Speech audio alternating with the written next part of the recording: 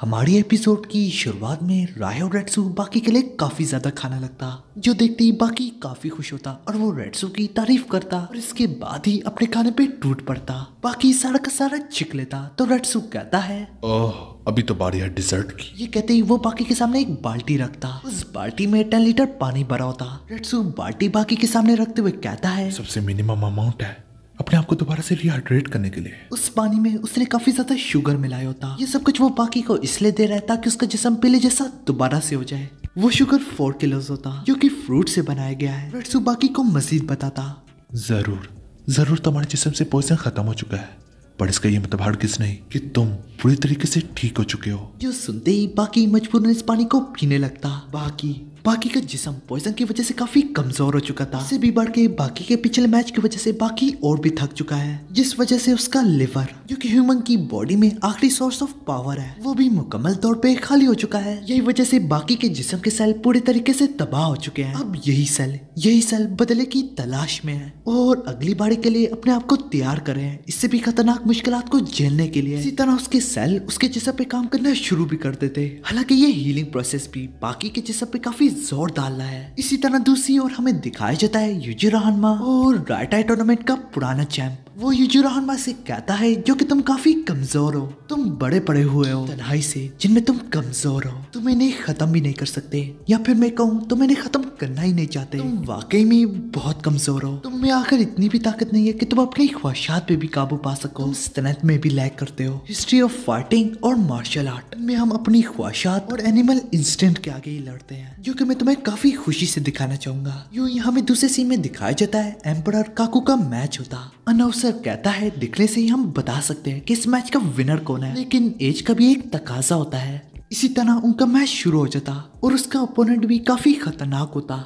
उसके ओपोनेंट का ज्यादा फोकस बस स्पीड पे ही होता। काकू एकदम से खांसी करने लगता। जो मौका पाते ही उसका ओपोनेंट बड़ी तेजी से उस पे वार करता और उसे काफी यकीन होता कि मेरा वार उसे लग गया। जो देख के वो भी एकदम से हैरान हो जाता कि उसका वार कभी उसके साथ छुआ तक नहीं। इसी तरह एम्पर काकू उसका चड्डा नीचे कर देता और बस इसी में उसका खेल खत्म कर देता और मैच खत्म हो जाता। यूं ही आगे सारे के सारे लोग उसके पिछले वार के बारे में ही पूछ रहे होते। वो पूछ रहे होते कि तुम्हारा पिछला वार ईंट तोड़ सकता है। इसके जवाब में काकू कहता है, स्ट्रेंथ की इतनी भी ज्यादा नहीं जरूरत होती। ऐसे लोग जो कुदरती ताकतवर नहीं होते, के लिए तो मार्शल आर्ट्स बना है। अपनी स्पीड, ताकत, मौका, तुम्हारे इमोशंस, इन सब का एक वक्त होता है और इसी वक्त को मास्टर कर लेना तो इसके बाद तुम्हें स्ट्रेंथ की जरूरत ही नहीं। इसी तरह दूसरी ओर काकू के अपोनेंट को काफी गुस्सा आया होता, लेकिन वहाँ पे यूजिरो हानमा उसके जख्मों पे नमक छिड़क रहा होता, तो वो यूजिरो हानमा पे टूटने जा रहा होता क्योंकि उसपे काफी भारी पड़ता। इसी तरह वहाँ से यूजिरो हानमा जाने लगता। जाते जाते कहता है, जो भी तुम्हारा गुस्सा उस बूढ़े के लिए जायज है। हमें एक और बार बाकी रेट्सू कोज़ुए के बारे में दिखाया जाता। बाकी के जिस्म से काफी भाप निकल रही होती, उसका जिस्म हील हो रहा था। वहाँ पे तो और लोग भी होते। वो रेट्सू से पूछते हैं, मास्टर रेट्सू यहाँ पे चल क्या रहा है? तो रेट्सू कहता है, वो उठने को जा रहा है 14 किलोग्राम ऑफ शुगर, बस इतना ही चाहिए था एक दबा हुई बॉडी को दोबारा ठीक होने के लिए। अब इसके चलते ही बाकी अपनी आंखें खोलने लगता। कोज़ुए काफी खुश होती और बाकी पहले से ज्यादा अच्छा महसूस कर रहा था और रेट्सू जोर जोर से चिल्लाने लगता कि बाकी हानमा वापस आ गया। एक और बार हमें सीन शिफ्ट होते हुए दिखाया जाता, इस बार डोरियन पे। डोरियन का दिमाग बच्चों की तरह हो गया, जो देख के सारे लोग यही बात कर रहे होते कि डोरियन को क्या हो गया। इसके चलते ही कायो यो उसका अपोनेंट होता। मैच शुरू हो जाता। मैच के शुरू में ही डोरियन काफी मार खा रहा होता और उसके मुंह से कैंडी भी बाहर गिर जाती। कैंडी वापस लेने जा रहा होता, लेकिन वो उसे लेने भी ना देता और काफी मारता जा रहा होता। कैसे ना कैसे करके डोरियन उसे एक पंच मारने को जा रहा होता, लेकिन यो वो भी ना लगने देता और उसे दोबारा से मारने लगता और बड़ी आसानी से यो जीत जाता।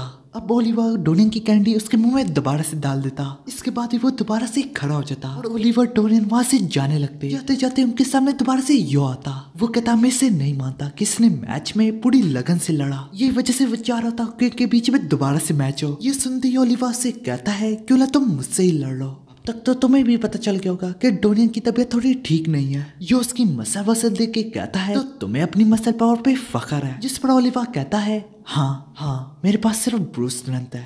यहाँ तक यो ने मार्शल आर्ट्स भी सीखे होते, ऊपर से कायो भी होता, लेकिन वो भी ओलिवर की स्ट्रेंथ देख के काफी डर जाता। लेकिन ये तो कुछ नहीं है, ओलिवा ने काफी खतरनाक बंदों को भी अपनी ब्रूस स्ट्रेंथ से हराया हुआ है। अब यो उस पे एक जोरदार वार करता, लेकिन उसे महसूस तक ना होता। जो देखते ही यो कहने लगता, इसी वक्त एरिना में आओ। इसी तरह अनाउंसर एडमिनिस्टर की इजाजत से सबको सूरत हाल बताता कि आखिर ओलिवा और कायो यो क्यों लड़ रहे हैं। यो कहता है तुम दुनिया के सबसे बेस्ट स्ट्रॉन्ग हो, ये दावा है, और हमारी फाइटिंग एबिलिटीज में जमीन आसमान का फर्क है। लेकिन मैं इस्तेमाल करता हूँ कंगुकिन, अपने जिस्म को डायमंड की तरह सख्त कर देना। काफी सख्त चीजों के बाद अपने एब्डोमेन के ऊपर से ट्रक भी गुजारते, फिर वायलेंट एक्सप्लोजन्स और काफी हाई प्रेशर को बर्दाश्त करना पड़ता। देखते ही देखते ओलिवा बड़ी आसानी से उस पर भारी पड़ जाता। तमाम लोगों के पैरों तले जमीन खिसक जाती। जो रहनमा काफी हंस रहा होता कि डायमंड टूट कैसे गया। इसी में हमारी एपिसोड खत्म हो जाती। वीडियो पसंद आए तो लाइक करो। अगर पहले से नहीं किया तो सब्सक्राइब करो। साथ ही साथ मूवी नेक्स्ट को भी सब्सक्राइब करो। अरे कर दो ना।